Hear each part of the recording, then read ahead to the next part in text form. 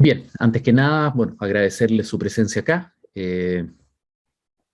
digamos, de pensar que puedo aportarles algo interesante respecto al proceso que se está desarrollando, que bueno, el día de ayer concluyó con la retirada del último soldado norteamericano del aeropuerto internacional Hamid Karzai de Kabul y el, digamos, abandono de una campaña militar que tomó 20 años para Estados Unidos y las potencias de la OTAN y que culmina de alguna forma a través de un proceso no muy estético, digamos, de retirada, quizás mal manejado en particular por la administración Biden, pero que representa, espero poder argumentar por qué durante el desarrollo de esta presentación, una decisión razonable y correcta en el contexto geopolítico que está enfrentando Estados Unidos a nivel de política global.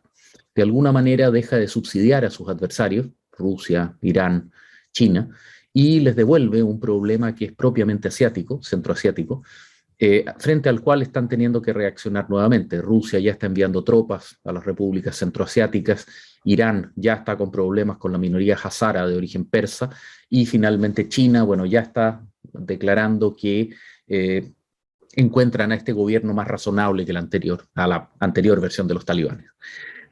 En esta presentación, bueno, la idea es por presentar parte de lo que es el programa o el proceso de artes liberales que desarrolla la universidad, que a través de un programa de 16 cursos, digamos, 8 cursos de profundización en temas de historia, filosofía, literatura, ciencias, ética, y en 8 cursos del programa CORE, un programa especial, especialmente licenciado desde la Universidad de Columbia, respecto al cual la universidad desarrolla un proceso de inmersión con sus alumnos desde primer año, con todos sus alumnos de formación en humanidades y ciencias sociales, así como en ciencias exactas, etcétera, proveyendo, desarrollando habilidades blandas y desarrollo en términos de conocimiento y cultura general. Como parte de la Facultad de Artes Liberales, digamos, tenemos también este programa de extensión y tanto de seminarios cerrados como en este caso de presentaciones abiertas que coinciden con las habilidades de los distintos miembros que componemos la facultad respecto a procesos que puedan ser interesantes, pensemos, digamos, para un público, como aparentemente en esta ocasión lo es para ustedes, considerando que hay un número relativamente considerable de asistentes, lo que me genera una responsabilidad importante de tratar de presentar algo razonable en esta tarde. La presentación de hoy día busca de alguna forma explicar el proceso que se ha desarrollado en Afganistán, con una revisión quizás rápida de lo que fue la etapa inicial de configuración de este territorio y las múltiples etnias y estructuras tribales que lo pueblan, la historia militar y política que ha caracterizado los últimos 200 años de su desarrollo, para finalmente llegar al escenario en el cual los talibanes se hacen del poder por primera vez a fines de la década del 90, finalmente la intervención norteamericana tras el ataque a las Torres Gemelas, el proceso, cómo fue llevado, cuándo se descarriló, un proceso inicialmente exitoso, y finalmente presentar algunas de las circunstancias o de los procesos que se están desarrollando en el día de hoy. Esta conferencia necesariamente es una interpretación del sistema internacional contemporáneo con un desarrollo, una estructura de carácter histórico, digamos, para proveer la larga duración. Pretendo, digamos, bueno, tenemos 1 hora y media para desarrollar, pretendo dejar unos 10-15 minutos al final para poder responder eventualmente preguntas o consultas que ustedes quisieran tener. Debido al carácter polémico que tiene este proceso y a la cantidad de información que tenemos que presentar, voy a dejar las preguntas para el final. Les pediría por favor que las puedan presentar a través de el icono que ustedes tienen en su barra de Zoom, que dice preguntas y respuestas, a través de la cual, bueno, las voy a poder ir leyendo y desarrollarlas o presentarlas, a través de lo cual pueda usar. Bien, como suelo hacer, en general, hoy día voy a tener que emitir una serie de afirmaciones, digamos, una serie de planteamientos para los cuales quizás no tenga el tiempo suficiente para poder desarrollarlos en profundidad.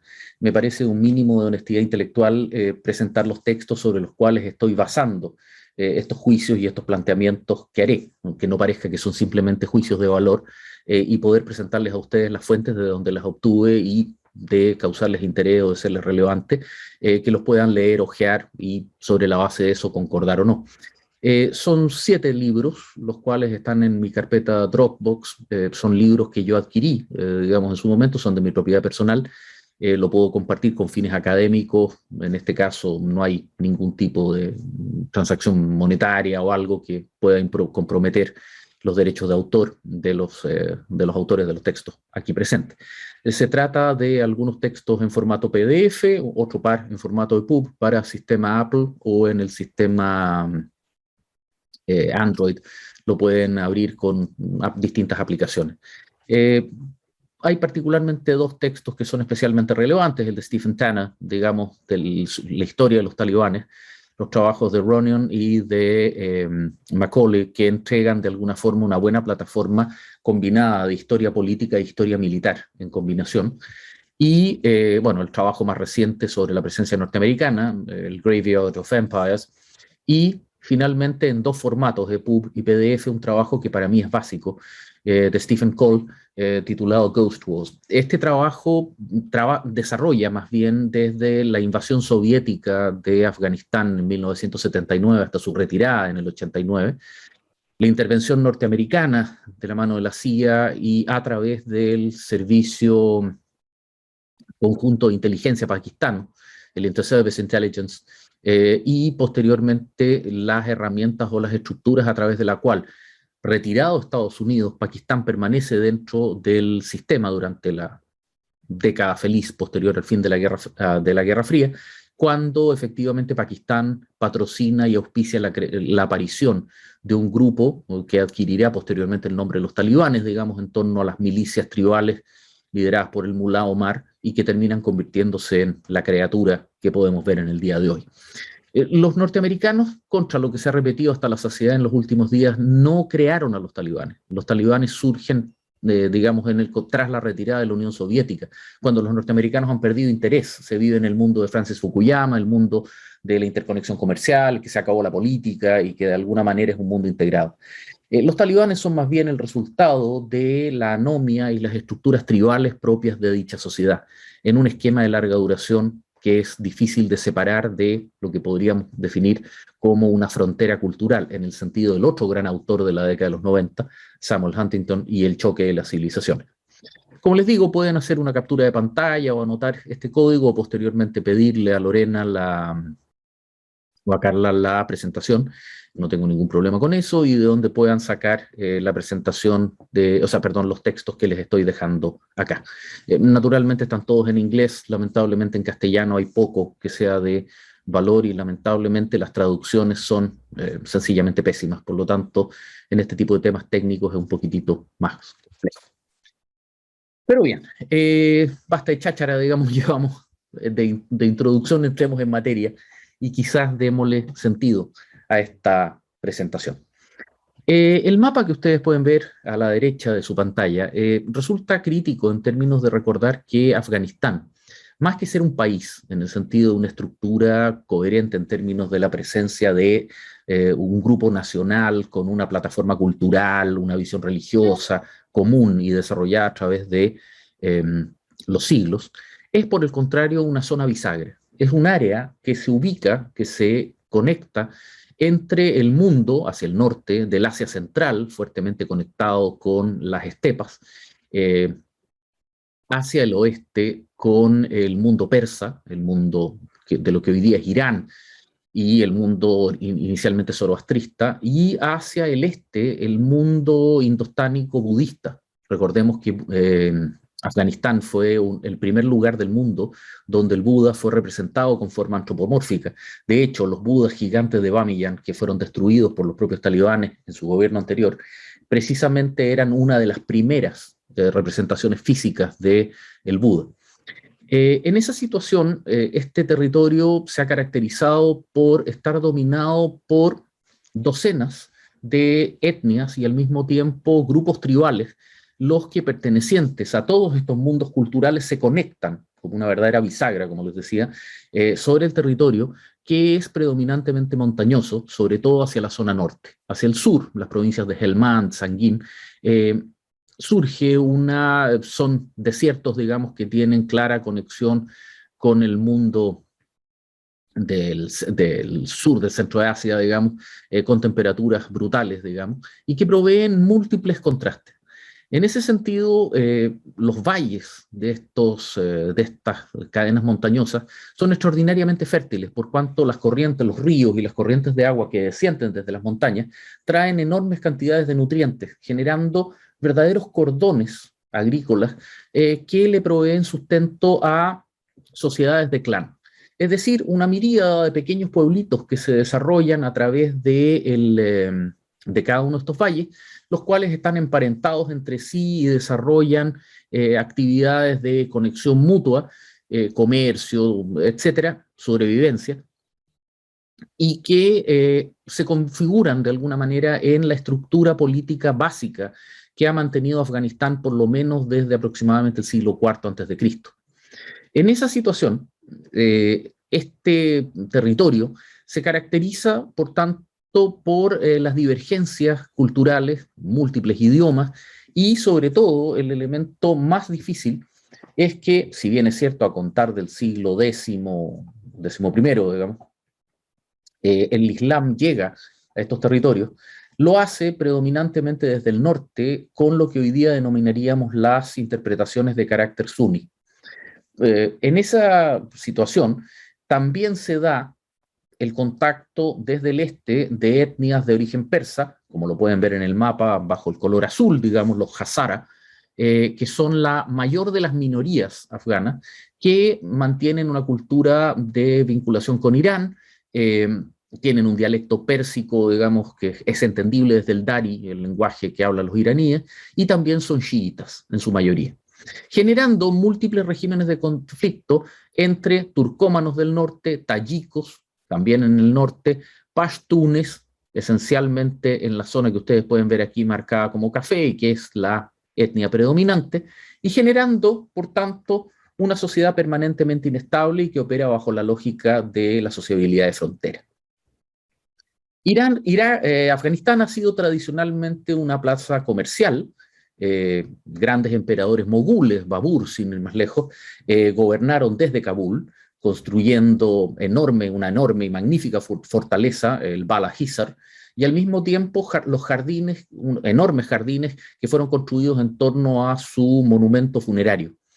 Diversos también monarcas del Estepa, Timur, el Tamerlán para nosotros, también tiene su tumba o tiene grandes jardines ubicados en la zona, en el país, digamos, y se nos refleja siempre su carácter de frontera, su carácter de vía de tránsito o contacto entre los grandes mundos que se encuentran a su alrededor. Sería Alejandro Magno en el siglo III a.C., tercero y cuarto, cuando, no solo Alejandro, sino que los reinos helenísticos posteriores a él, cuando Afganistán busca ser incorporado ya definitivamente en una gran macroestructura de carácter político. Alejandro Magno sostenía la teoría de lo que se denominaba la homonoia, la igualdad básica, la equivalencia básica entre todos los seres humanos, y buscaba crear un imperio multicultural, él mismo se casa con una princesa persa, Roxana, acepta ser proclamado faraón y adorado como un dios en Egipto, es decir, mostrando esta diversidad, y por lo tanto busca convertir a lo que en aquella época se denominaba la Bactria en un territorio que fuera parte de su imperio y le permitiera llegar o desarrollarse en dirección hacia la India, el gran objetivo con el que buscaba construir un imperio totalmente dominado por estos ideales helenísticos transmitidos por su maestro también macedónico, Aristóteles. Aquí ustedes pueden ver los avances de Alejandro, que partiendo desde la Hélade, digamos, se dirige a Anatolia, Asia Menor y finalmente Asia Central, hasta finalmente morir tempranamente producto de sus excesos y probablemente el desgaste físico. La fragmentación del imperio implicó que el mundo helenístico permanecería en Afganistán por lo menos hasta la llegada definitiva del Islam en el siglo X, dándose una curiosa combinación del indo-helenístico, una combinación de los estilos artísticos del alfabeto griego, etcétera, combinado con principios de orden budista, digamos, que generan una fascinante combinación cultural. Muy buenas piezas de eso se pueden encontrar en grandes museos del mundo. En los Estados Unidos, el Instituto Smithsoniano tiene incluso un museo dedicado específicamente al arte de Asia Central, donde es impresionante ver la fusión de, por ejemplo, de estilos en las esculturas de mármol, etc. En esa situación, estos reinos quedan de alguna manera olvidados, digamos, quedan abandonados durante el proceso de expansión islámica que en su segunda fase la adopta el mundo turco y que a contar de 1453, con la caída de Constantinopla, es completamente adoptado y capturado por el Imperio Turco Otomano. Occidente, desde ese momento en adelante, ve cortado sus conexiones con el Asia Central, ve cortada la ruta de la seda. Esto sirve como un gran impulso para la navegación atlántica, digamos, descubrimiento de América, los portugueses con su navegación de circunnavegación africana a través del Índico y la llegada a las Molucas, pero este territorio queda de alguna forma dejado fuera de los intereses occidentales hasta la Guerra de los 7 Años y particularmente la victoria británica en Plassey, la batalla que Lord Clive consigue derrotar al Imperio Mogul y también a los franceses en 1757. En ese momento, los británicos inician un proceso de colonización sobre la India, que es desarrollado sobre la base de una empresa privada, la muy honorable Compañía de las Indias Orientales, la Most Honorable East India Company, la cual a corto andar levantará enormes ejércitos, 4 de ellos que en su apogeo llegarán a finales del siglo XVIII a superar los 600.000 hombres. Uno de estos ejércitos, el ejército del Indo, se ubica en el norte de la entonces India británica, en lo que hoy día es el Pakistán, particularmente en la zona de Peshawar y la ciudad de Quetta, donde de hecho construirá su academia de guerra, donde después será muerto, sorprendido y muerto Osama Bin Laden, y buscará proyectarse sobre lo que en aquella época era Afganistán, un territorio bastante más reducido que es el que ocupa en estos días. El objetivo estratégico era muy simple, impedir que Rusia, la Rusia de los Romanov, que con Catalina la Grande había crecido al Asia Central desde el norte y al Cáucaso, pudiera superar una de las condicionantes estratégicas permanentes del Imperio ruso, que es ser una gran masa continental sin libre acceso a los océanos o a las aguas abiertas. El gran objetivo estratégico ruso de los últimos 250 años ha sido poder conseguir el control sobre el puerto de Karachi, es decir, ganar un acceso a aguas calientes que les permitiera comerciar con el mundo. Irónicamente, ese proceso lo está desarrollando hoy día China de la mano del OBOR, de One Belt, One Route, el proyecto de la Franja y la Ruta, precisamente a través de una línea de ferrocarriles que conecta Karachi junto con una base naval China con el hinterland del territorio chino hacia el norte. En esta situación, los británicos, buscando impedir esta acción, desarrollaron lo que se conoció durante el siglo XIX y hasta el inicio de la Primera Guerra Mundial, lo que se conoció como el Great Game, el gran juego. El gran juego victoriano de bloquear o interferir o impedir que los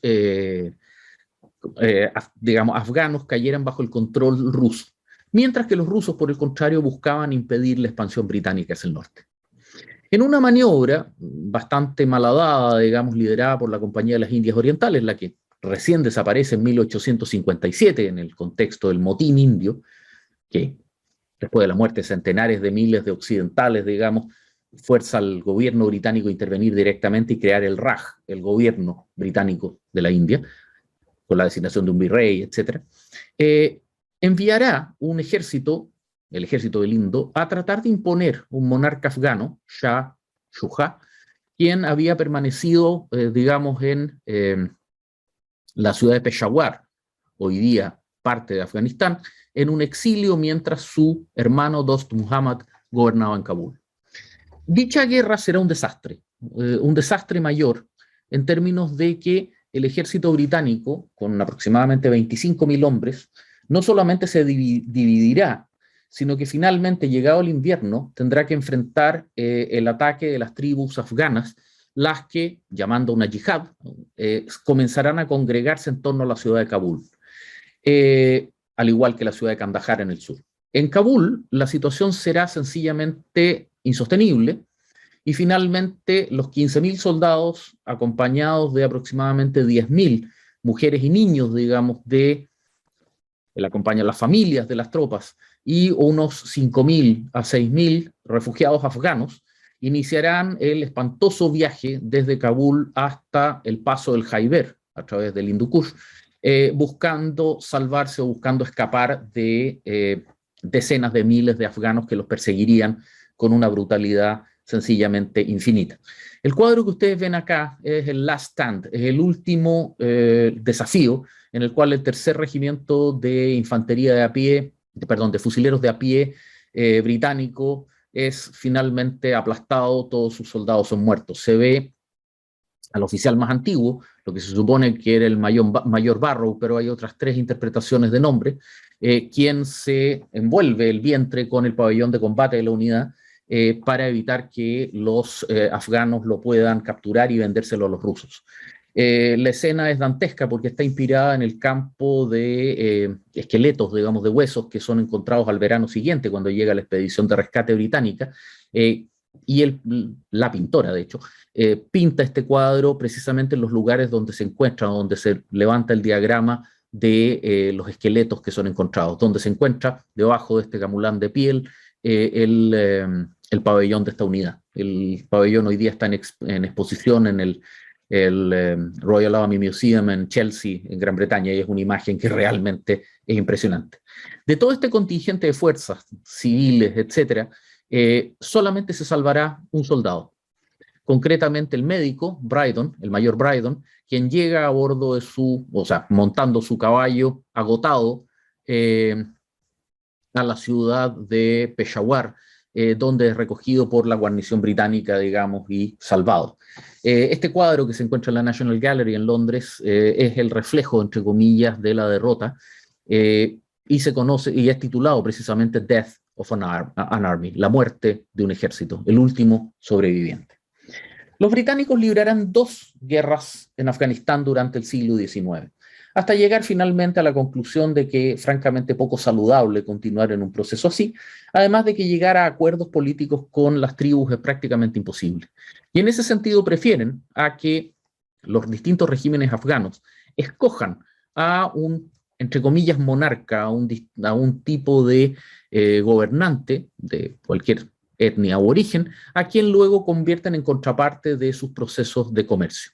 Las memorias de Charles Mason, digamos, un soldado de la Compañía de las Indias Orientales, realmente llamado Lewis, que deserta de dicho ejército y se convierte en un gran investigador arqueológico y encuentra las ruinas de la ciudad griega de Alejandría en el Cáucaso, que se ubica debajo de lo que hoy día es la enorme base aérea de Bagram, narrará precisamente la frustración e imposibilidad de poder desarrollar ningún tipo de relación política en los cánones occidentales, en términos de que no existe una nación, existen tribus, no existe un monarca, sino que básicamente un primus inter pares, el cual cada vez que intenta imponer algo sobre sus rivales, lo único que consigue es una rebelión en la que más veces termina derrotado y muerto que en las que no. En esa situación, un último conflicto anglo-afgano será librado recién en 1919. Curiosamente, en esa batalla, en esa campaña, las fuerzas británicas triunfan militarmente de manera cabal y completa, pero se contentan con proteger la frontera norte, digamos, el paso del Jaiber, antes que ocupar Afganistán. Afganistán, irónicamente, pese a haber sido derrotado en el campo de batalla, el monarca, digamos, el rey de la dinastía de los Durránidas, declara la victoria y es celebrado como la victoria, como el día de la independencia de Afganistán. De hecho, el aniversario se dio a finales de agosto, si no me equivoco, el día 18, cuando precisamente los talibanes no pudieron impedir que en varias ciudades, particularmente Kandahar y Mazar-i-Sharif, se izara la bandera afgana y no la bandera blanca con la profesión de fe que los talibanes utilizan como estandarte, como bandera de combate. Afganistán, inmediatamente después, también recibe fuerte influencia soviética. Durante el periodo del estalinismo, digamos, recibirán fuerte apoyo comercial y económico. Incluso ya durante el breve gobierno de Lenin, Afganistán será el primer país que reconocerá oficialmente en 1923 a la Unión Soviética como actor internacional, es decir, la acepta como la sucesora del Imperio Ruso, y claramente se establece un régimen de bisagra de comercio que comienza a reconocer peligrosamente el enorme rol que asume el opio y la amapola, de la cual tras su refinación se extrae la heroína, que se convierte rápidamente en la principal exportación afgana, junto con los cultivos vegetales que son esencialmente consumidos localmente en un esquema de agricultura de sobrevivencia. Afganistán permanece en esta condición caótica hasta que durante la década de los 70 un presidente perteneciente al Partido Comunista afgano, a su vez formado sobre la base del núcleo de afganos altamente educados que han sido preparados en la Unión Soviética con becas especiales, sobrepasa la maniobra y el presidente Amin comienza a generar un conflicto con las tribus del sur al tratar de llevar la civilización occidental con una intensidad quizás excesiva. Muy asustados los soviéticos, digamos, que ven que se está desarrollando el mismo proceso que en paralelo acababa de ocurrir en Irán, donde el Shah Reza Pahlavi II intentó modernizar demasiado rápidamente a la sociedad afgana, generando la revolución islámica, los soviéticos temen fuertemente que Afganistán se convierta en una fuente de expansión del yihadismo radical a las repúblicas centroasiáticas de la Unión Soviética, lo que hoy día son Uzbekistán, Tayikistán, Kirguisia, Kazajstán, etc. Para prevenir eso, se monta una operación de fuerzas especiales liderada por los guardias de frontera de la KGB, conocida como Tormenta 333, que asesina al presidente Amin y coloca en su lugar a un reemplazante, digamos, del partido HOT, del Partido Comunista Afgano, y que busca establecer un régimen de dominio sobre el país. Dicha situación no funciona y rápidamente el ejército soviético se ve arrastrado a operaciones de combate en Afganistán cuando los caudillos tribales que se habían levantado contra Amin se ven unidos por docenas de otras tribus que consideran que la presencia soviética es un insulto al Islam.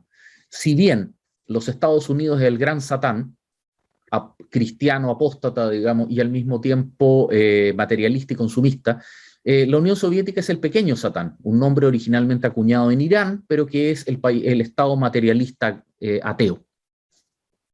En esa situación, la presencia soviética va a ser fuertemente apoyada por, digamos, el gobierno central de Moscú, que invierte enormes cantidades de recursos y comienza a desarrollar aproximaciones operacionales y tácticas sencillamente brutales. Las tácticas contrainsurgencia soviéticas desarrolladas a través de la larga experiencia rusa que se retrae al conde Potemkin, digamos, genera una reacción brutal de parte de la población afgana. Por ejemplo, el envenenamiento de pozos, el lanzamiento de juguetes explosivos que mutilan a los niños, digamos, obligando a los afganos a migrar a los campos de refugiados en Pakistán, generando, digamos, un desastre humanitario de proporciones sencillamente gigantescas, atrae rápidamente la atención de los Estados Unidos, sobre todo durante la fase de transición entre la muerte de Leonid Brezhnev, ya en su fase final, padeciendo una demencia senil terminal, digamos, y durante los breves gobiernos de Chernenko y Andropov. En esa situación, en ese momento, los soviéticos incrementan su presencia militar, sin una visión estratégica clara, sin una definición del concepto de victoria, sin un estado final deseado, al decir de Clausewitz, claro, y se ven atrapados en un proceso en el cual los norteamericanos son llamados o son invitados a intervenir en esto por la inteligencia pakistaní. Los pakistanos están aterrorizados, han sufrido en 1971 una enorme derrota frente a la India, un conflicto que los hace perder el territorio oriental de su país, que se convierte en un país independiente, hoy día Bangladesh, y no pueden arriesgarse a quedar en un sándwich entre una India masivamente superior militarmente y un Afganistán controlado por los soviéticos. En esa situación, Pakistán, tradicionalmente aliado norteamericano durante la Guerra Fría, invita a la CIA a prestarle apoyo para poder proveer soporte y acceso a material militar sofisticado a los grupos guerrilleros que luchan contra la Unión Soviética. Estos guerrilleros adoptan el título o el nombre genérico de mujahideen, guerreros santos, digamos, o guerreros religiosos, precisamente porque estaban luchando contra el ateísmo marxista, digamos, del ejército soviético. Y en esa situación, la derrota eventual, la incapacidad del ejército soviético de poder triunfar, es el paradigma de la lucha contra estos grupos diseminados. Los afganos jamás habrían podido derrotar, jamás habrían podido expulsar al ejército soviético. No tenían la potencia de fuego para eso, ni la capacidad, ni la concentración, ni el mando centralizado para poder desarrollarlo. Pero podían mantener un conflicto de baja intensidad, de alguna manera la olla ardiendo, digamos, a baño María, el tiempo suficiente para que simplemente el proceso fuera insustentable e insostenible. Bajo Gorbachev, la Unión Soviética está en una necesidad desesperada de reducir el gasto en defensa para incrementar la calidad de vida de su población. Y el retiro del 40º ejército de Afganistán es un proceso extremadamente rápido, desarrollado precisamente para liberar estos problemas. Curiosamente, el régimen que dejan los soviéticos bajo el mando del presidente Nayibullah logra sobrevivir 3 años solo. Y es durante esos 3 años en el cual el ejército afgano, el ejército popular afgano, profusa y pesadamente equipado por los soviéticos, conseguirá mantener a raya a las distintas tribus. Y es en el contexto de estas operaciones cuando ocurre un hecho aparentemente irrelevante en el contexto de violencia brutal que se vivía, cuando una columna del ejército afgano cruza un valle en la región de Jorazán y donde algunos de sus soldados abusan de algunas chiquillas que estaban lavando ropa en un río. El clan, el pueblo, digamos, convoca, y su mulá, el mulá Omar, convoca a los demás pueblos del clan en el valle y persiguen la columna afgana, del ejército afgano, sorprendiéndola, emboscándola y matando a parte considerable de los soldados y arrastrando a los sobrevivientes a ser juzgados por la Sharia, donde son decapitados ritualmente. Eso le da un prestigio a este mulá que es gigantesco. Se convierte en una figura de autoridad en medio del caos de esta nueva guerra civil contra Kabul. El mulá Omar no es un sacerdote en el sentido occidental del término, en el sentido cristiano del término. Es un teólogo, es una figura, es un hombre sabio en la fe, un líder por autoridad moral, que tiene un grupo de estudiantes, un grupo de estudiantes coránicos, digamos, en su madrasa, en su escuela coránica, que son conocidos individualmente como los taleb, estudiantes de la fe, estudiantes del Corán. En plural, talibán. Por lo tanto, por eso no es bueno, no es correcto hablar de el talibán, digamos, son los talibanes. En esa situación, este grupo sencillamente comienza a atraer enormes cantidades de chiquillos de los barrios, de los valles cercanos, y al mismo tiempo otros mulás que se ponen a su servicio, y comienza a crearse un grupo que tiene una capacidad militar importante y que al mismo tiempo puede imponer la paz de la Sharia en distintos valles o en distintas circunstancias.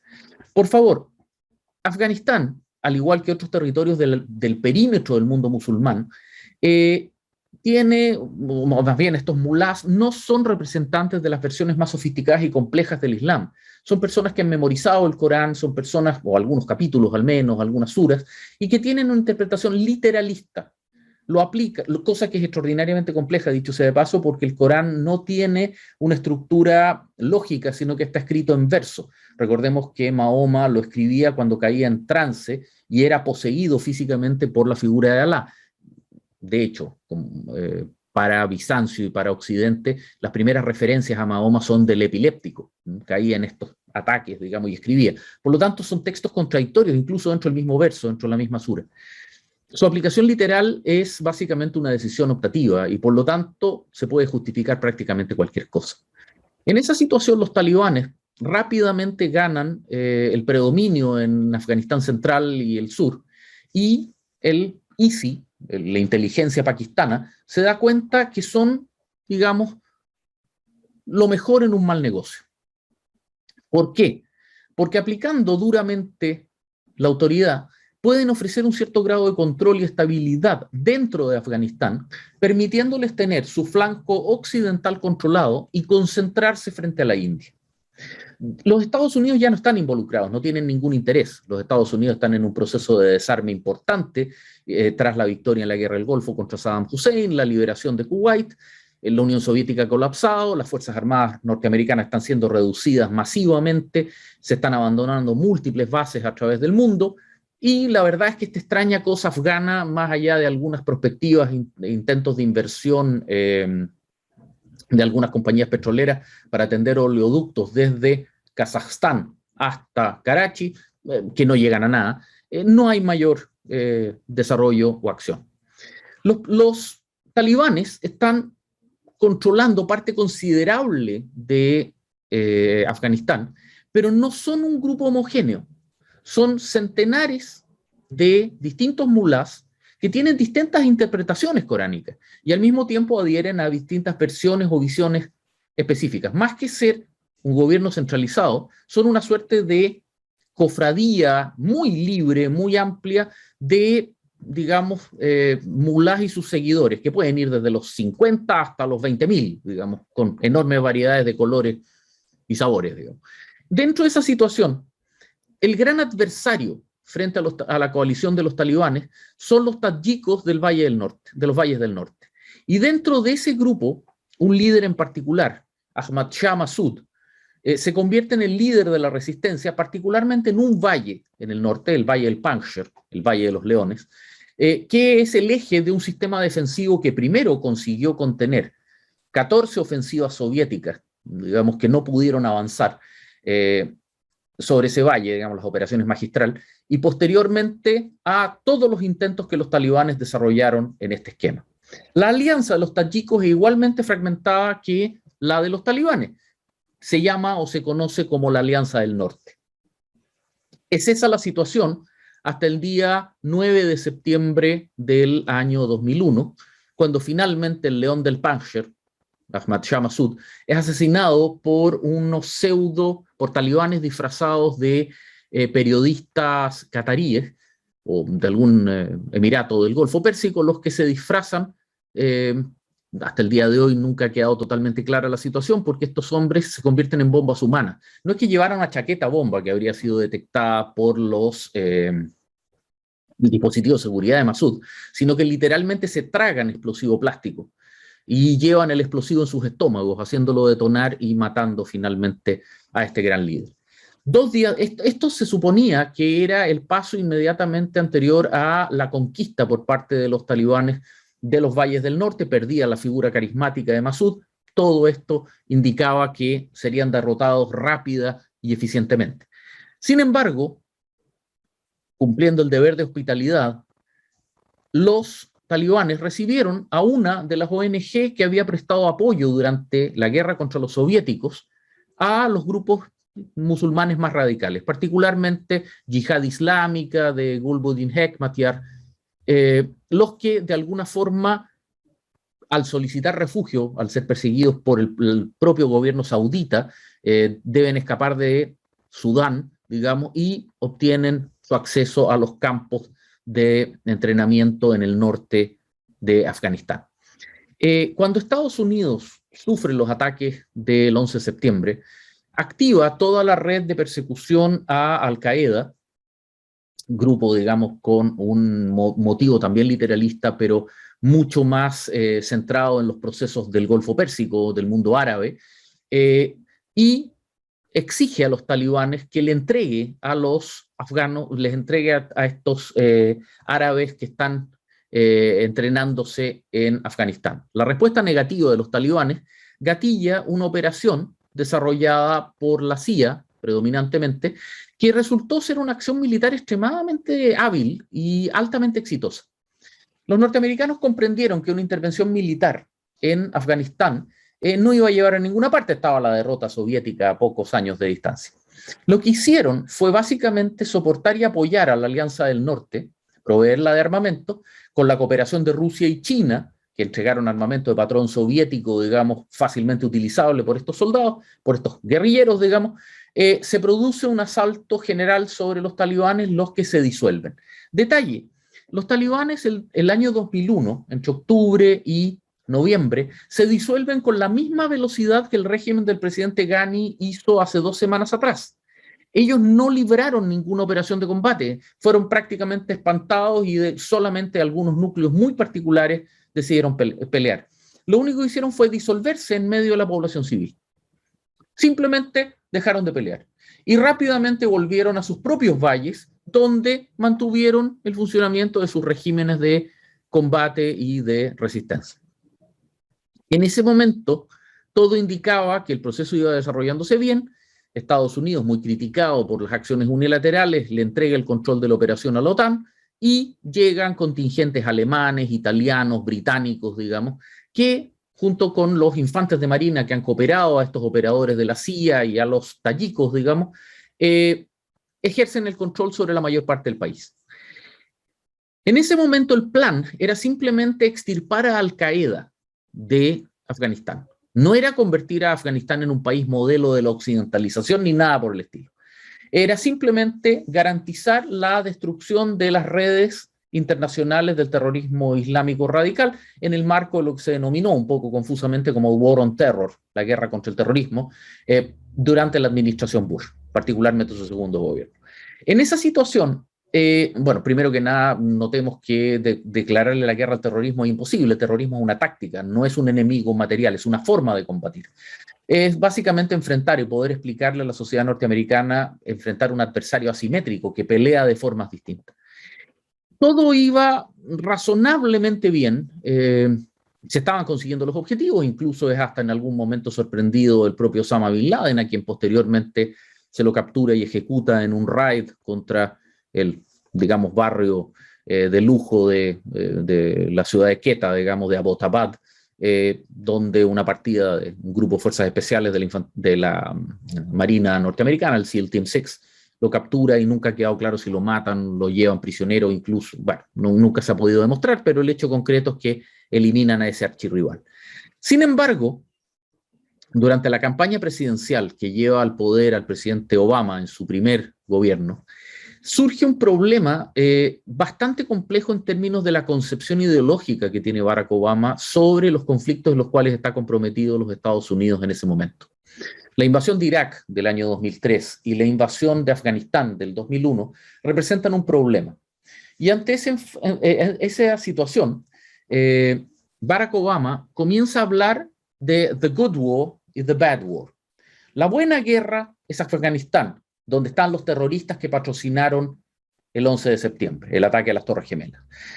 La realidad es mucho más compleja, muy desarrollada y con bastante detalle en el libro Steve Coll, que les acabo de dejar, pero en términos estrictos se simplifica el escenario presentando a Afganistán como la sede de los enemigos materiales de Estados Unidos, mientras que Irak es la vergüenza de George Bush, por cuanto, digamos, toda la arquitectura, todo el discurso de las armas de destrucción masiva nunca encontradas, digamos, se olvida que Irak sí manufacturó armas de destrucción masiva, el reactor nuclear Osiris comprado a Francia, que es destruido por los israelíes, el desarrollo de agentes químicos y neurotoxinas, digamos, usadas activamente contra los kurdos, contra los iraníes. Pero el hecho concreto de que efectivamente no existían en marzo del 2003, marzo, abril, mayo del 2003, genera un problema y se lo presenta como una aventura imperialista mal planificada.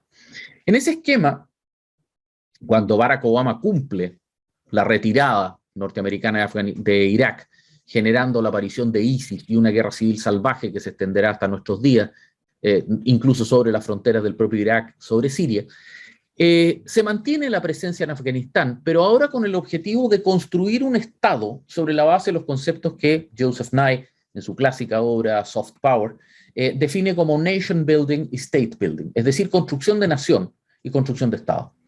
Primero, estos dos conceptos son eminentemente occidentales. La nación, el sentido de continuidad en el tiempo que tiene un grupo social, que desarrolla una estructura valórica y coherente que se mueve sobre una matriz, entre comillas, cultural occidental con sus raíces en el mundo grecolatino, no tiene lugar en una sociedad que Weber definiría como le he estado usando el término durante esta presentación, tribal y de clan. Y el segundo punto, construir nación, en el sentido occidental, de sentido de pertenencia, combinado con la construcción del aparato burocrático que representa un Estado en forma, es un proceso que claramente es imposible de desarrollar en un esquema de corto plazo. Es el mismo proceso que se trató de desarrollar en paralelo con la operación Restore Hope en Somalia, en una multiplicidad de estados africanos, en Camboya, proceso en el cual nuestro país incluso estuvo involucrado, qué decir Haití. En esa situación, la conversión de esta operación desde una acción de desarticulación de Al-Qaeda en Asia Central a una operación de construcción de Estado nunca fue claramente explicitada, nunca hubo un plan práctico, sino que elementos del Departamento de Estado, elementos de las distintas agencias de ayuda norteamericanas, comenzaron a vaciar ríos de dinero en la construcción de un aparato estatal y en la construcción de unas fuerzas armadas. Y aquí vino el problema. El Afghan National Army, el ANA, y su fuerza aérea, la ANAF, básicamente fueron reclutadas nuevamente sobre plataformas tribales. Es decir, no era un ejército nacional que juraba lealtad al Estado afgano, sino que eran milicias tribales estandarizadas en su material y equipamiento y en su entrenamiento e instrucción y entrenamiento por parte de fuerzas occidentales. En esa situación es que nos encontramos con el problema, bueno, aquí podemos ver, perdón, en el mapa de 1998, el territorio controlado por los talibanes, las zonas, digamos, controladas por el gobierno, los tayikos, digamos, de Ahmad Shah Massoud, y el proceso de desarrollo presente en este conflicto. La intervención soviética, el desarrollo de este proceso y el convencimiento de la aplicación de criterios o principios inspirados, como les decía, en trabajos como El fin de la historia de Francis Fukuyama, hacían pensar en la posibilidad para Barack Obama del triunfo de la democracia. La realidad práctica de Afganistán y la necesidad pakistaní de orden político, digamos, en su frontera, llevó a un apoyo talibán que se mantuvo durante la intervención occidental. En ese sentido, Estados Unidos estaba apoyando a los movimientos, digamos, del gobierno de Kabul, estaba educando a una élite que previamente se había formado en la Unión Soviética y ahora comienza a formarse en Estados Unidos. Construye infraestructura, puentes, caminos, hospitales, escuelas.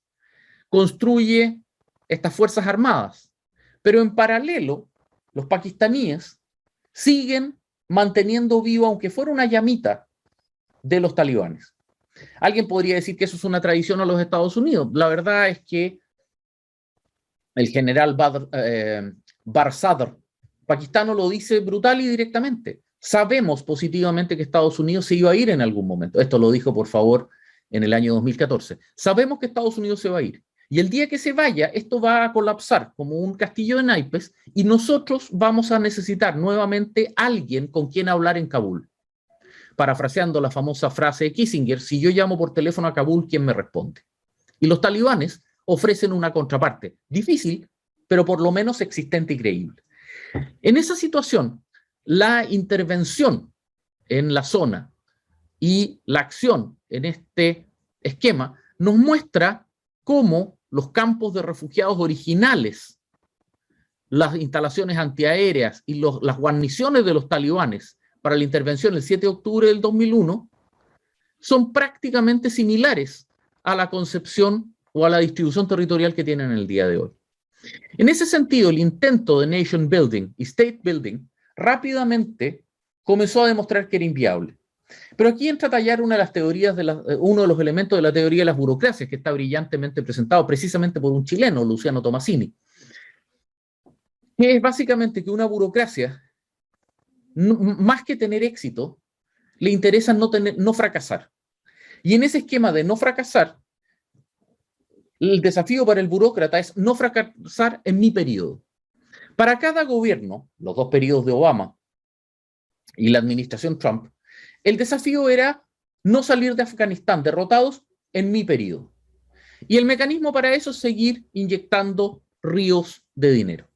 De esa forma, esta permanencia de plazo limitado original se convierte en lo que recibe de la mano de este concepto de Nation State Building, en lo que se conoce como la Forever War. Este es el título de una novela de ciencia ficción, digamos, pesimista, bastante dura y muy dramática, digamos, en la cual básicamente la Tierra entra en conflicto con una civilización alienígena, en el cual por causa de las distancias espaciales y los tiempos involucrados en el viaje espacial, simplemente es un conflicto eterno que se extiende por milenios y pasa a ser la guerra eterna. Esta guerra, que en realidad, en términos prácticos, más bien refleja los desafíos estratégicos que tuvo que enfrentar el Imperio Romano durante la fase final del Principado y durante el Dominado, es decir, una vez que consolida sus límites en el norte, en los ríos Rin y Danubio, y tiene que mantener una campaña constante de control frente a los bárbaros germánicos o los bárbaros del Estepa, es algo que los Estados Unidos no está dispuesto a tolerar. La razón es muy simple. Estados Unidos tiene un alma múltiple derivada de los padres fundadores y los padres peregrinos. Ellos se consideran una tierra bendita por la mano de Dios. Ellos se consideran una tierra prometida en una clave presbiteriana, calvinista, cuáquera.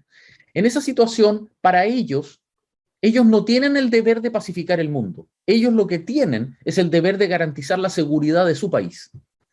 Cuando la borrachera de Fukuyama, digamos, termina, comienzan las presiones norteamericanas respecto a salir de Afganistán.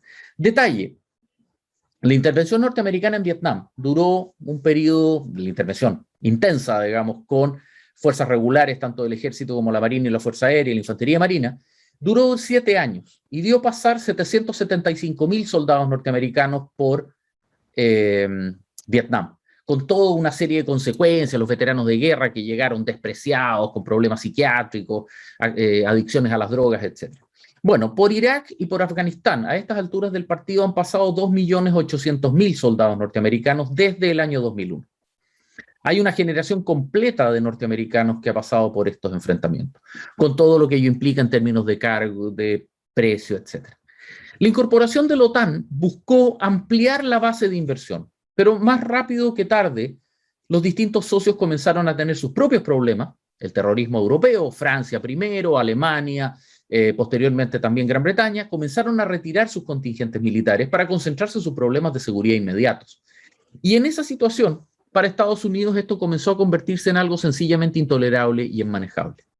Y aquí vemos el mapa donde Afganistán se convierte en un territorio ocupado y patrocinado por Estados Unidos a través de ríos de dinero, en el cual sus vecinos, Pakistán, Irán y las repúblicas centroasiáticas exsoviéticas con las cuales Putin tiene acuerdos de defensa, y finalmente a través de una curiosa proyección de territorio, digamos una mini frontera con China, comienza a darse una situación particularmente curiosa.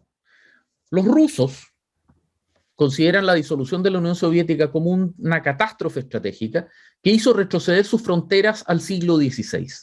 El principal mandato implícito que tiene Vladimir Putin es construir lo que él denomina fronteras defendibles, es decir, el establecimiento de una red territorial que impida que el hinterland, el corazón del territorio ruso, pueda ser amenazado, particularmente por los europeos. La combinación de la Unión Europea y la OTAN es para Rusia un anatema absoluto. Pudimos verlo cuando se derroca al presidente Yanukovych de Ucrania y surge el movimiento de la Plaza del Maidán. Los rusos inmediatamente reaccionan capturando, invadiendo la Crimea y desatando un conflicto en la cuenca del río Don, digamos acá en el este. Y luego han tenido los conflictos de Georgia, Chechenia, etc. En esa situación, ellos no están dispuestos a tolerar que en Afganistán pueda desarrollarse nuevamente un movimiento que pueda expandir el islamismo radical hacia las repúblicas del centro de Asia a las cuales les ha prometido seguridad. Luego tenemos a China, que en su enorme programa de apertura comercial y de conversión en potencia internacional abierta, la famosa política del lobo guerrero del presidente Xi Jinping, que tiene una fuerte oposición interna de China, pero que el hecho concreto se está desarrollando, crea el concepto del OBOR, One Belt, One Route, la franja y la ruta. La ruta marítima a través del mar de China Meridional, el estrecho de Malaca, Océano Índico, Mar Rojo y Canal de Suez para llegar a Europa. Mientras que la franja es la red de comunicaciones de ferrocarril entre la ciudad de Harbin en el este y Madrid en Europa en Occidente. Todas esas vías de ferrocarril cruzan Asia Central y son el escenario de una disputa en sordina entre Rusia y China por la hegemonía sobre esta zona particularmente rica en petróleo y gas natural. A esa situación, a ese conflicto, hace que para China también un Afganistán bajo control de los talibanes que se convierta en plataforma de desarrollo de islamismo radical es una amenaza mortal. Finalmente, Irán encuentra en la minoría hazara, persa, chiita, digamos, en el centro de Afganistán, una minoría que está permanentemente siendo amenazada por los talibanes, que sufrió intensamente durante su gobierno anterior y que hoy día corre severos riesgos frente a esta situación y lleva a que un Irán acorralado en un enfrentamiento abierto con Arabia Saudita, interviniendo en la guerra civil yemenita, en una crisis económica feroz y con severos motines causados tanto por la crisis económica como por las sanciones norteamericanas, por su abandono del proyecto atómico, ahora le llueve sobre mojado, apareciendo un nuevo actor internacional, un nuevo estado agresivo en Afganistán. En esta situación, los norteamericanos comienzan a comprender que esta invasión norteamericana fue simplemente otra invasión más. Se acomodaron a la presencia norteamericana, dándose la paradoja que durante el invierno apoyaban al gobierno de Kabul, porque recibían apoyo, alimentos, materiales de construcción, conectividad, etc. Y durante el verano se volvían talibanes. ¿Por qué? Porque eso les permitía tener redes de protección a las redes de tráfico de droga. Como Afganistán, pese a su enorme riqueza en tierras raras y en sus sustancias minerales exóticas, más allá del lapislázuli, solamente tiene su producción de opio y amapola, convertirse en talibanes les daba la capacidad de conectarse a las redes de tráfico de heroína y opio en dirección a Asia Central y desde ahí a Rusia, Europa y China. ¿Por qué? Porque la heroína se convierte en el veneno del diablo.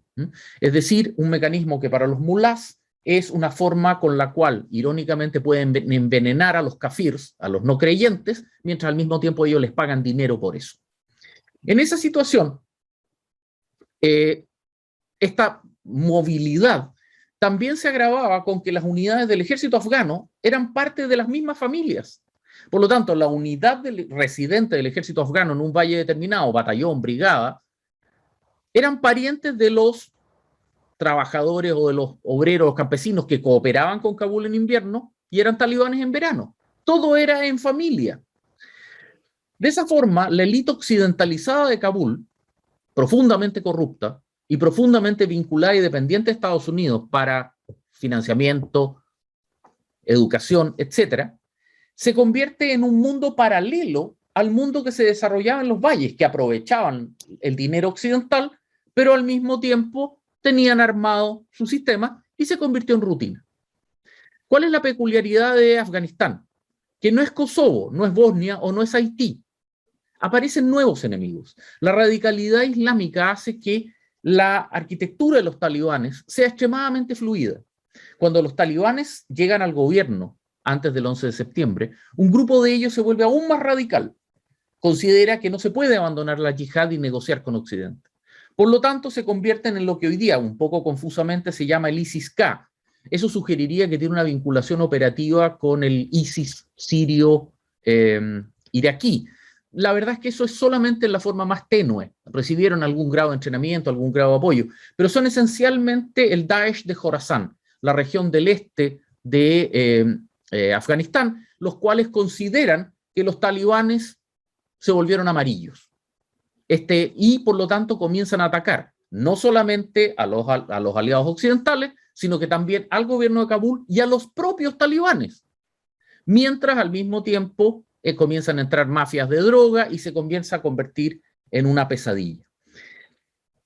No hay intereses occidentales, no hay gente blanca, rubia, cristiana, no es Kosovo, no es Bosnia, bueno, ahí son musulmanes, tampoco es Haití en el hemisferio occidental, en el Caribe. En esa situación, para los actores vecinales, comienzan a intervenir para mantener complicados a Estados Unidos. La Rusia de Putin comienza a intervenir proveyendo armamento a los talibanes, proveyéndoles equipo, y a través del sucesor del KGB, que se llama el SVD, y el GRU, que es la inteligencia militar soviética o rusa, le comienza a digamos, mantuvo el nombre desde la Unión Soviética, comienza a proveerle armamento. De hecho, se sabe que, por ejemplo, durante las últimas semanas, helicópteros de la compañía Wagner, que es el grupo de mercenarios del GRU, que están metidos en Venezuela, por ejemplo, proveyéndole seguridad a Nicolás Maduro, movieron a talibanes del sur a Kabul para que los talibanes de los valles de Kabul no tuvieran el monopolio del derrocamiento del régimen del presidente Ghani. Es decir, mantener barajado esto. También los rusos pagaban $300 americanos en dólares por los tags, digamos, los símbolos de las placas de identificación de cualquier soldado americano o europeo muerto, manteniendo o estimulando así que los talibanes mantuvieran los ataques y no se, digamos, acostumbraran a este modus vivendi. Irán, con el apoyo de los hazaras, bueno, también tiene serios problemas, y la ambivalencia pakistaní, como de costumbre, el viejo dicho, digamos, de Lord Palmerston, los países no tienen amigos ni enemigos, solo tienen intereses. Y Pakistán, que va a seguir ahí, tiene necesariamente que proteger su frontera norte y por lo tanto los talibanes representan la única entidad de autoridad coherente. En una situación así, vemos cómo la combinación del tráfico de droga, cuyas rutas combinadas con las rutas de refugiados, que son sencillamente son generalmente masivas, se combinan con la distribución de las áreas de cultivo de, digamos, opio y de amapola. Noten, por favor, rojo es extrema, morado es alta, negro o azul oscuro es mediana y solamente en celeste es baja. Es decir, el régimen de cultivo, noten por favor los volúmenes de cultivo en miles de toneladas anuales, 9.300, 2.200, 200, etcétera, convirtiendo a Afganistán para todos los efectos prácticos en la capital de la producción de heroína del mundo. Y todo indica que ese va a ser el negocio que va a continuar desarrollándose. Si bien algunos grupos, entre comillas, moderados de los talibanes que llegaron a Kabul han planteado que van a prohibir el cultivo del opio, eso equivaldría a decir que yo voy a volar desde el 8º piso donde está mi departamento al primero. Ellos no tienen la capacidad de prometer eso. No tienen la capacidad física de imponer una cosa así. Son declaraciones de buena crianza para que sus financistas, los grupos conservadores del Golfo Pérsico, de Emiratos Árabes Unidos, Arabia Saudita, Qatar, no los abandonen y les sigan proveyendo recursos. Y también tranquilizar a los iraníes que no van a seguir persiguiendo a los hazaras, permitiendo de esa forma usar a Irán como puerta para el mercado negro y el comercio ilegal. Es decir, Afganistán es un problema de primera magnitud, pero para sus vecinos. Noten, por favor, nuevamente el desplazamiento con números de refugiados afganos a través de la historia, por favor, año 2000, 1.325.000, después, hasta el 2013, otros 800.000, enero del 2000, 1.200.000 en Pakistán, 330.000 después, y, bueno, el flujo de, digamos, procesos ilegales, noten, en dirección a Europa, etc. Esto nos lleva, cerrando de alguna manera las ideas, las declaraciones del secretario de Defensa Cohen, quien sirvió, digamos, durante el segundo periodo de Barack Obama y se mantuvo en el puesto durante las etapas iniciales de la administración Trump. Con una frase famosa que dio en una entrevista, perdón, en un seminario en la Universidad Johns Hopkins en Washington. This isn't going anywhere. Esta guerra no está yendo a ninguna parte.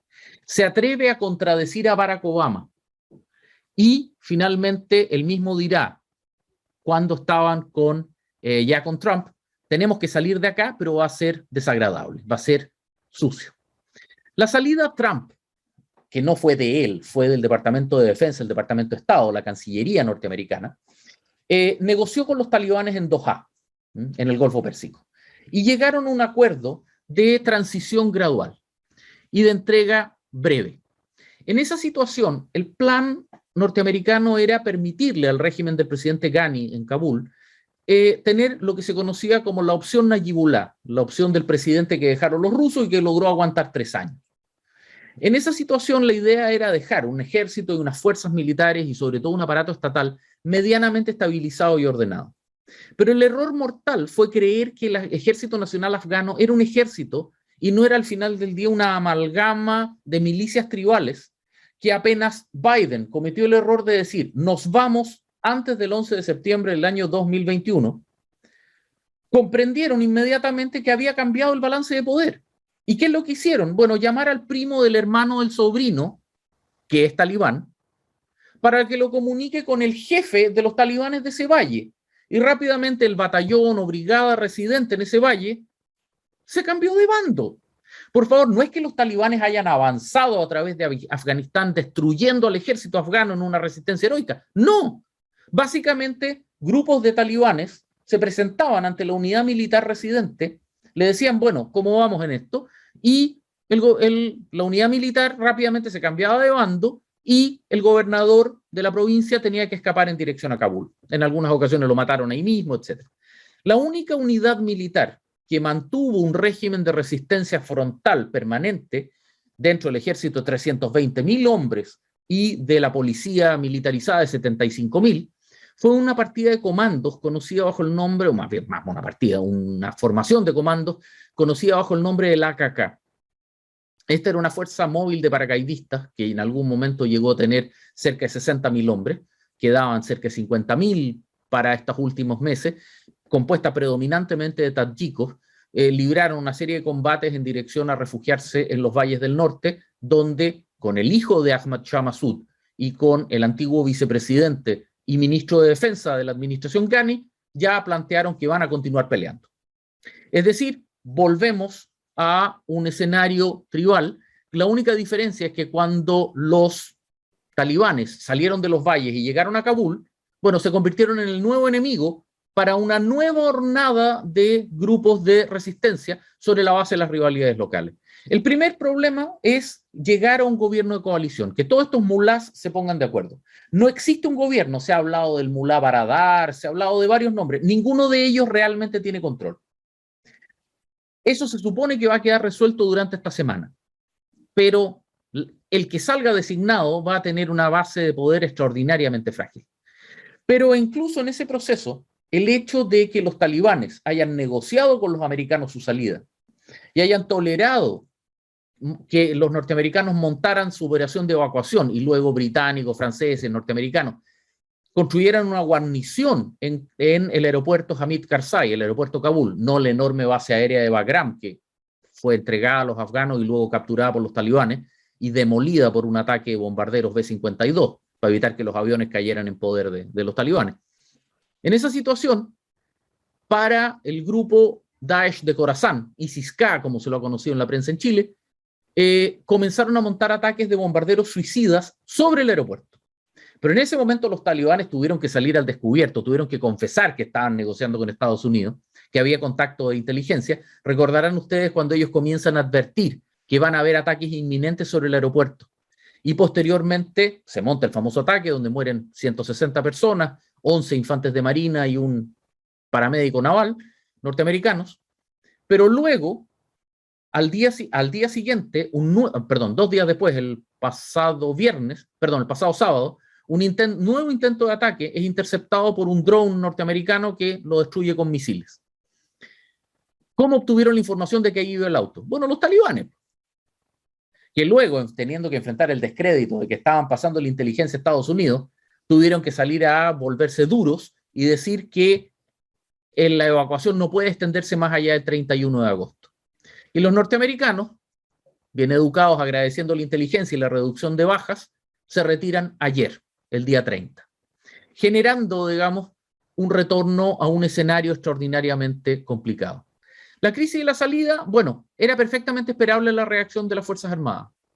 La llegada versus el avance de los talibanes a Kabul obedece a que nuevamente se volvieron talibanes los valles en torno a la ciudad. Y en ese sentido, la coexistencia occidental y talibán parte de la base que el problema ahora lo tienen los talibanes. Ahora son ellos los que no controlan Afganistán. Es decir, son el gobierno. Pero ahora son ellos los que están viendo cómo surgen movimientos que no están de acuerdo con lo que deciden los mulás en Kabul. Nuevamente los tayikos en el norte y los grupos integristas. En ese sentido, el escenario tiene un componente tremendamente amargo. Hemos vuelto a exactamente la condición que estaba Afganistán el día 10 de septiembre del 2001. Es decir, no está ya Ahmed Shah Massoud, pero los talibanes controlan nominalmente el país. Pero en esta situación, el problema es que el avance extraordinariamente rápido y el proceso de entrega de control territorial que se vivió entre el 5 de mayo y el 14 de agosto lleva a un escenario en que los talibanes hoy día tienen que comenzar a entregar lo que le ofrecieron a los liderazgos tribales, a los mulás locales, a cambio del reconocimiento del gobierno de Kabul. Y aquí viene el gran problema, ¿van a ser capaces de hacerlo? En la ciudad de Jalalabad, ligeramente al sur de Kabul, surgieron manifestaciones para el Día de la Independencia donde se izaron las banderas afganas en lugar de la bandera blanca con la profesión de fe, como les mencionaba hace algún rato atrás. Hubo una enorme protesta de cerca de 6.000 mujeres que salieron a protestar contra el gobierno talibán. Ustedes comprenderán que 6.000 mujeres marchando contra los talibanes es algo que es bastante impresionante para los estándares de ese país, digamos. Pasar de la burka a la manifestación en la calle representa, digamos, una desesperación y una voluntad de resistencia bastante fuerte. Las presiones internacionales sobre el tema del tráfico de drogas, que no pueden contener, pero que tienen que por lo menos hacer alguna mención, comienza a generar un problema que es básicamente crítico. Ciertamente la salida norteamericana fue cualquier cosa menos elegante. La imagen horrorosa de las personas cayendo del tren de aterrizaje de un transporte C-17 claramente es una demostración que va a estar, es una imagen que va a estar al mismo nivel que la famosa fotografía del helicóptero en el techo de la embajada norteamericana en Saigón en 1975. Pero Afganistán volvió a lo que podemos llamar su normalidad, es decir, el conflicto permanente entre grupos tribales con un gobierno central extraordinariamente frágil e incapaz de imponer la administración. Es decir, evidentemente va a ser cuna de nuevos movimientos militantes, integristas y literalistas. Eso es inexorable e inevitable. Y lo iba a hacer incluso si los norteamericanos permanecían. La gran diferencia hoy día es que los Estados Unidos, habiendo salido ya, ha ganado una libertad estratégica absolutamente que no conocía desde los atentados de las Torres Gemelas. Es decir, dejó de subsidiar la contención de un problema asiático, se lo devolvió y ahora se vuelve nuevamente un problema ruso, chino e iraní, y podemos verlo claramente con las primeras acciones rusas, reforzar sus bases militares en todos los países del centro de Asia. Las primeras acciones iraníes, ofrecerle petróleo al régimen talibán a cambio de la libertad y la autonomía del régimen hazara, o sea, de los grupos hazaras. Y finalmente las primeras acciones chinas, que explícitamente dijeron, parece que este régimen talibán es más razonable que el anterior. Para Occidente esto es un problema comparativamente menor, en el sentido de que necesariamente por su propio interés nacional, rusos, chinos e iraníes van a tener, y pakistanos, van a tener que controlar a esta gente. Por decirlo de alguna manera, ahora para controlar Afganistán, uno llama a Beijing, a Moscú o a Teherán, o a Islamabad. Y dentro de esa misma situación, Afganistán continúa demostrando lo que Samuel Huntington nos presentó en A Clash of Civilizations, en Choque de Civilizaciones, que simplemente no es nada nuevo sobre el sol, es una simplemente zona de fractura, una zona de contacto civilizacional de distintas civilizaciones que necesariamente tiene la lógica de la tectónica de placas, está generando permanentemente temblores, está generando permanentemente escenas de violencia. Y al decir de Rudyard Kipling, nuevamente Afganistán vuelve a demostrar que es un graveyard of empires, es un cementerio de imperios. Si fracasó Alejandro, fracasaron los árabes, los persas, los turcos otomanos, Tamerlán, el imperio mogul, el imperio británico, el imperio ruso y la Unión Soviética. Bueno, ahora le tocó a los norteamericanos. ¿Esto marca el inicio de la decadencia de Estados Unidos? No, bajo ningún punto de vista. Recordemos que los ingleses perdieron 15.000 hombres y lo mejor de su imperio quedaba todavía por bastante por delante. Lo único que esto nos recuerda es que el mundo posterior a la Guerra Fría vuelve a ser el mismo mundo que existía antes de 1914. Un mundo complejo, un mundo multipolar, un mundo multicultural, dinámico y extremadamente fluido. Y en esas estructuras y en esos esquemas, lo que se conocían en aquella época como guerras coloniales, hoy día podemos llamarlas brush fire wars o conflictos secundarios, son una regularidad habitual, lamentablemente intensa y compleja. Frente a eso, bueno, es lo que podría plantearles en el día de hoy. viendo que nos quedan unos cuantos minutos, voy a inmediatamente revisar las preguntas en el acápite de preguntas y respuestas. La señora Magdalena Correa me pregunta qué es lo que significa Stan. Básicamente territorio de, o el país de. Por ejemplo, el Waziristán, la zona tribal que cubre la frontera entre Pakistán y Afganistán, es la tierra de las tribus independientes, los waziris. Lo mismo, Kazajstán, la tierra de los kazajos, Uzbekistán, la tierra de los uzbecos, Tayikistán, y así. Pakistán es la tierra de los pakistanos, digamos, y en ese sentido obedece a esa lógica. Y en el chat veo que hay algunas preguntas acá. Pregunta a la señora Pamela Carrasco si esto va a quedar grabado en alguna presentación. Le pediría que le escribiera a Lorena Rojna, digamos, ellos administran eso. Digamos, yo tengo que digamos, presentar la conferencia, básicamente mi función es más bien docente, no tengo el control sobre la parte administrativa. En todo caso, no veo ningún problema y me parece perfectamente lógico que se les pudiera entregar. Don Hernán Echaurren, me parece entender, la diferencia es que hoy día no existe Al-Qaeda y hay un compromiso de los talibanes de no permitir que Afganistán va a ser un safe haven para cualquier grupo yihadista que signifique una amenaza para los Estados Unidos. A ver, que no exista Al-Qaeda no significa que pueda surgir cualquier otro grupo. La verdad es que la visión más bien mecánica de grupos organizados y estructurados, como si fueran los grupos de ultraizquierda o nacionalistas occidentales de los 70, 60, 80, no sé, IRA, ETA, etcétera, es olvidar que estos grupos se organizan sobre plataformas mucho más fluidas, esencialmente sobre las madrazas, las escuelas coránicas, digamos, de donde surgen múltiples grupos de interacción y combinación. La verdad es que la capacidad de los talibanes, incluso si prometieron que no va a ser un refugio para grupos antinorteamericanos, de poder hacer el enforcement, de poder imponer eso, es prácticamente inexistente.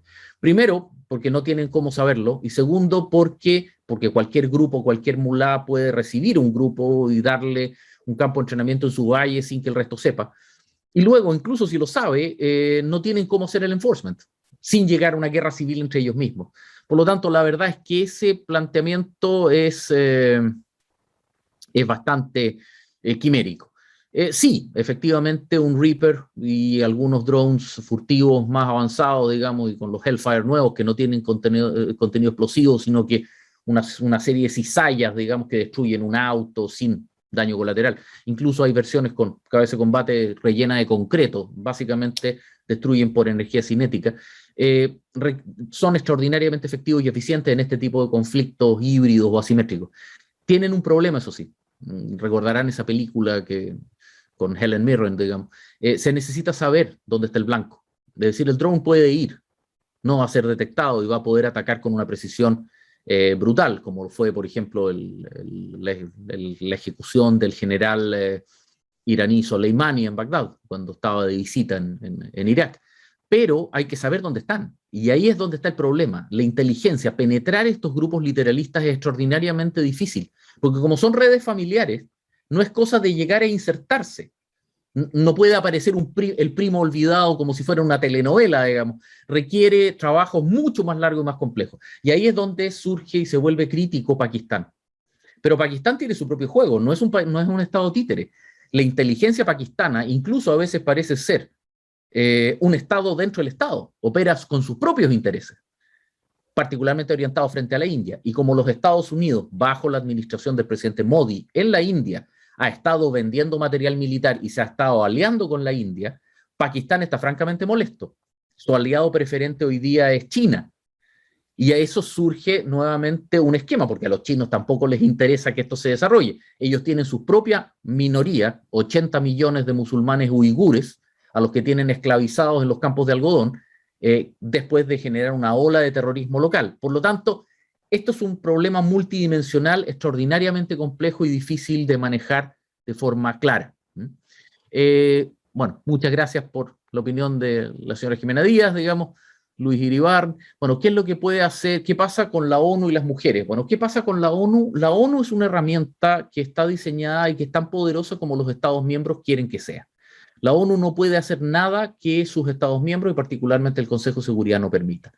Y el tema de la presencia femenina, bueno, aquí tenemos un tema extremadamente espinoso en términos de que muchas veces la extrapolación de nuestra cultura es compleja respecto a una situación como la de Afganistán. Uno siente que el fenómeno que representó en su momento el intento, el ataque, casi asesinato de Malala Yousafzai, representa precisamente el cruce de este puente. La hija de profesores rurales, digamos, que es interceptada por vecinos que consideran que es un atentado, que está intentando ir a la escuela, la ametrallan. Es encontrada por una patrulla británica, transportada, digamos, llega incluso hasta Gran Bretaña, es salvada, pero hoy día es una persona dividida entre dos mundos. Nunca más va a poder volver a Afganistán. Está estudiando ciencia política en Oxford, tiene un futuro brillante en nuestro mundo. Pero el problema que le va a resignificar esa transición es tan brutal como para nosotros, o algunas de las señoras aquí presentes, convertirse en una mujer talibán. Es decir, el mismo camino, pero en la ruta inversa. Por lo tanto, genera los problemas tremendos dentro de, bueno, el poder desarrollar y manejar toda esta situación. Bueno, agradezco las felicitaciones, digamos. Hay algunos mensajes extra que están acá abajo.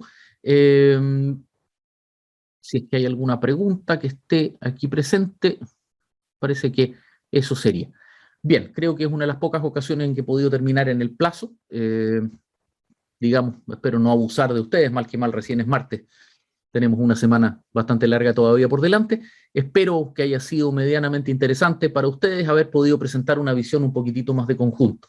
Lo que quiero insistir es que esta foto, digamos, que podemos ver acá, para ir ya cerrando, la imagen que sube precisamente uno de los bots del Departamento de Defensa norteamericano a Twitter, precisamente mostrando la imagen del comandante de la división aerotransportada 82, digamos, el general Chris Donahue, al C-17, siendo el último soldado norteamericano en dejar el territorio afgano, solamente marca un proceso que lo inició Alejandro Magno, es decir, que nos muestra cómo el problema de estos estados es que al no poder imponer sobre ellos una visión, un concepto de estado final deseado claro, si bien es cierto, ellos no pueden derrotar a Occidente, Occidente no los puede derrotar a ellos, y en un conflicto de quién pestañea primero, evidentemente es en este caso Occidente el que finalmente llega a comprender o a plantear que no tiene ningún sentido seguir interviniendo en un conflicto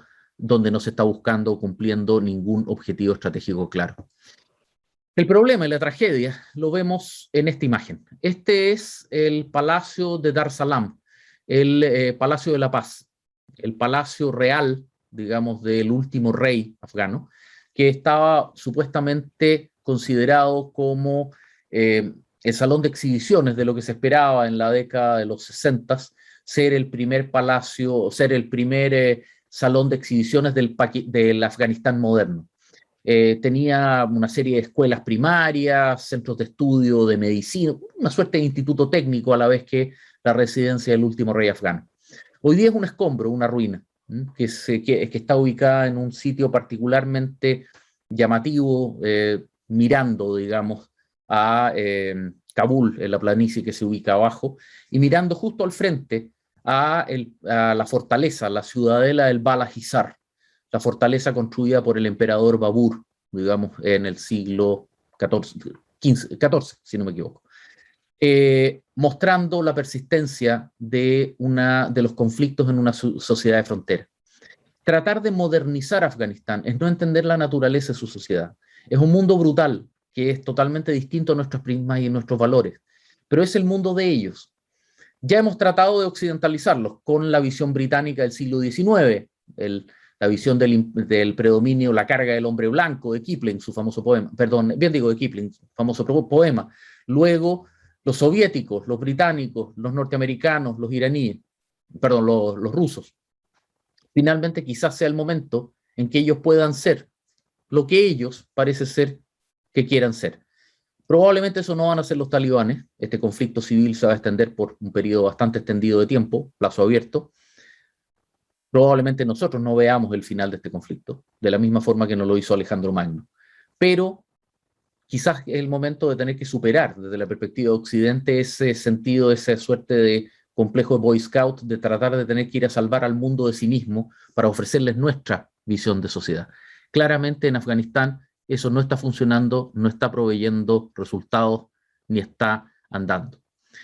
¿Por qué no se habla del tráfico de droga en los medios de comunicación en general?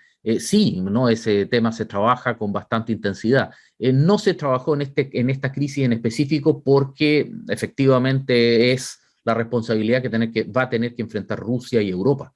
El río de heroína que llega proveniente de Afganistán es la sustentación básica del sistema. Paulina Díaz me pregunta cómo veo la real situación de las mujeres. No soy un especialista en el tema y existe gente mucho mejor preparada que yo para responder eso. Evidentemente, bajo los talibanes se retroceden los bastante reducidos avances que se habían conseguido en el último tiempo. Claramente con los talibanes no va a ser un régimen musulmán secular, como lo es, por ejemplo, Turquía o lo fue en su momento Irán, el Irán del Shah. Pero va a ser, pero ciertamente va a empeorar. Pero me atrevería a decir que esto no es una persecución específica contra las mujeres, como decía un profesor británico que conversaba hace algunos días atrás.